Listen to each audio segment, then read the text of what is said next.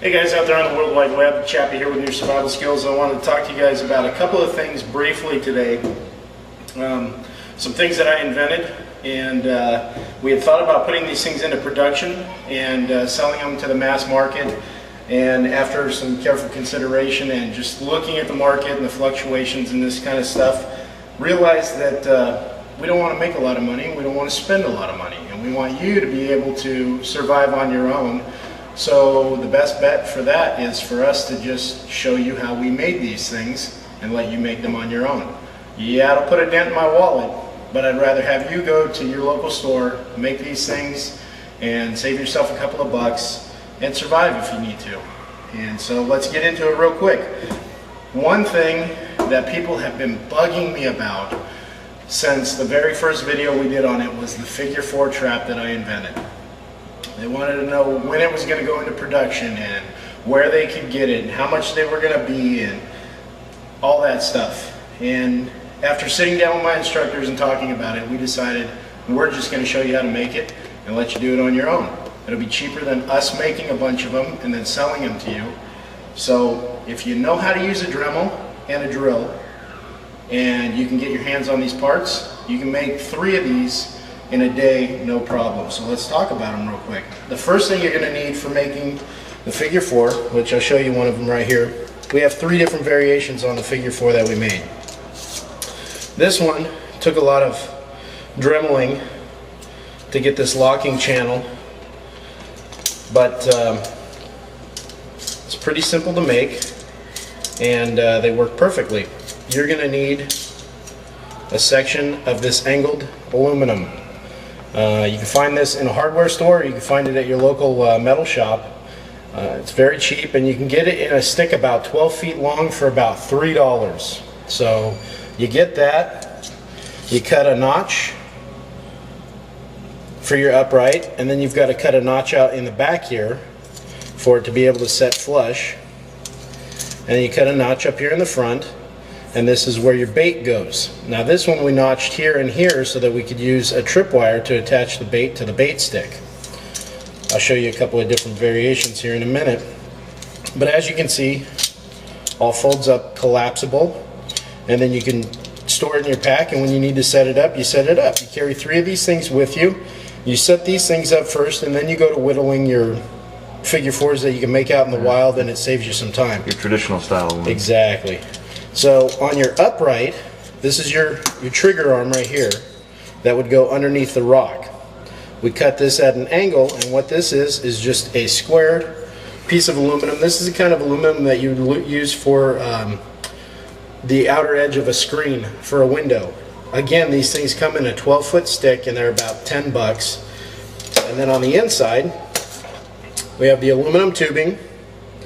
And the aluminum tube, I think, was about 5 bucks for a 6-foot stick. And then this piece right here, which actually goes into the ground, is a tent stake. And I'll show you that stuff here in a second. And then we've got a spring pin. You get a closer view of that little guy. You got a spring pin in there that locks it into place. Now, for somebody who has a CNC and can whip these things out, I just want to say one thing real quick. I invented these.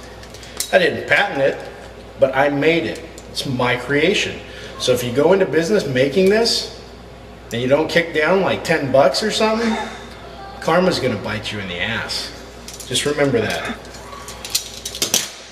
This is the second variation that we have, and it actually locks in the same way.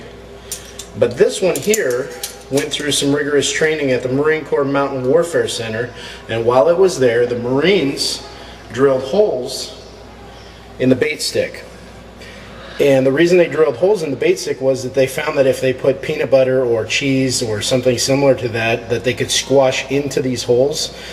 It made it harder for the animal to get it off, and therefore it made it easier for it to trigger. If you look at the back of this, you can see how we attached it. This is a screw that goes from a male screw into a female, and that's how it's held on. Pretty simple. Up here at the hinge, there's another spring clip in there that's holding the aluminum tubing to the squared piece of aluminum. And as you can see on this one, it collapses down, good to go. Third version, we found that adding a cotter pin or a hinge pin to it holds it to where it doesn't rattle. Pull that pin out, drop the figure 4. Then with this one, you've got 2 holes, one in the aluminum pipe and one in the tent spike.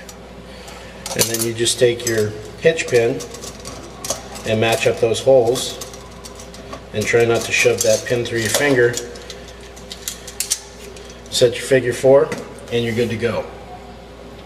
So, to give you guys a brief overview, this is the aluminum tube. One thing you're going to want to do to it with your Dremel is you're going to want to shape this. You're going to want to take this down and round it out so that it'll be able to swivel back and forth. You can see it from the side here. Just like that. And then you're going to want to take your generic tent spike. These things run about 79 to 99 cents. You can either do what I did and bend this loop out and make it longer, or you can cut it off right there, and then you see that these fit right into that pipe. And that's your upright. This is what your squared channel looks like. Now this one was marked to be drilled. We haven't finished this one. It's been cut up at the top, and you can see how that cut is. And I think here's one that's in the process of being finished.